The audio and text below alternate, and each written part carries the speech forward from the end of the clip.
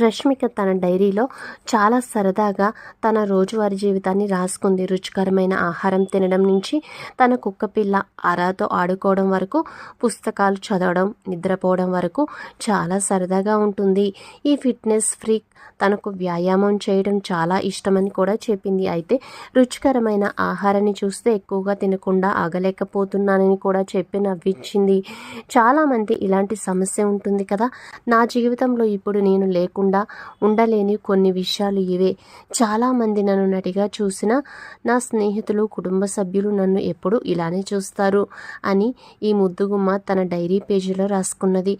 రష్మిక పెద్ద star heroine అప్పటికీ చాలా సరదాగా సాధారణంగా జీవితం గడుపుతుంది. ఆమె డైరీలో రాసినవి చదివితే సెలబ్రిటీల గురించి వచ్చే వార్తల కన్నా చాలా బాగుంటాయి.